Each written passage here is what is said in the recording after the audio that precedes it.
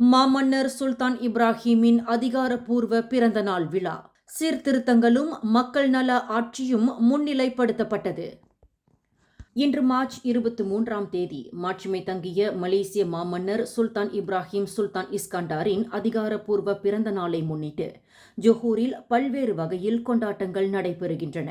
இந்நிகழ்வானது பாரம்பரிய அரச மரபை மட்டும் அல்லாது சீர்திருத்தம், பொறுப்புணர்வு மற்றும் சமூக ஒற்றுமையை முன்னிறுத்தும் தேசிய அடையாளமாகவும் மாறியுள்ளது. தற்போது மலேசியாவின் 17வது மாமன்னரான சுல்தான் இப்ராஹிம் தனது ஆட்சி காலத்தில் ஊழலுக்கு எதிராக கடுமையான நிலைப்பாட்டை எடுத்துள்ளார். அதிகார துஷ்பிரயோகம் நாட்டின் முன்னேற்றத்திற்கு மிகப்பெரிய அச்சுறுத்தல் என்றும் அவர் வலியுறுத்தி வருகின்றார். கடந்த 2024ஆம் ஆண்டு மாமன்னராக ஆட்சியில் அமர்ந்ததில் இருந்து அரசு அதிகாரிகளுக்கு பலமுறை எச்சரிக்கை விடுத்து ஊழலில் ஈடுபடுவோர் நாட்டின் துரோகிகள் என விமர்சித்துள்ளார்.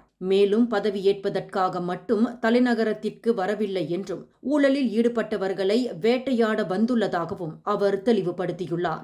இக்கடுமையான செய்தி காவல்துறை, குடிநுழைவுத்துறை, சுங்கத்துறை மற்றும் மலேசிய ஊழல் தடுப்பு ஆணையம் போன்ற சட்ட அமலாக்க மற்றும் கட்டுப்பாட்டு அமைப்புகளுக்கும் விரிவடைந்துள்ளது. சட்டத்தை அமல்படுத்தும் அமைப்புகளிலேயே நேர்மை முதலில் இருக்க வேண்டும் என அவர் தொடர்ந்து வலியுறுத்தி வருகிறார்.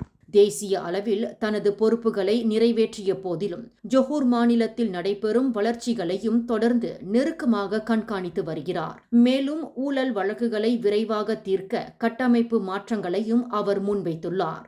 வேகமாக விசாரணை நடைபெறும் சிறப்பு நீதிமன்றங்கள் அமைத்தல் மற்றும் அனுபவமிக்க நீதிபதிகளை நியமித்தல் போன்ற பரிந்துரைகளும் அவற்றில் அடங்கும்.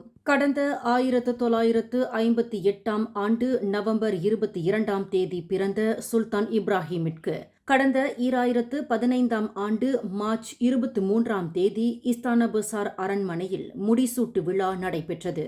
ஜொஹூர் மாநிலத்தில் 50 ஆண்டுகளுக்கு மேலாக நடைபெறாத ஒரு வரலாற்று சிறப்புமிக்க நிகழ்வாக இது பார்க்கப்பட்டது. மேலும் செய்திகளை தெரிந்து கொள்ள கீழே இருக்கும் பெல் பட்டனை அழுத்துங்கள்.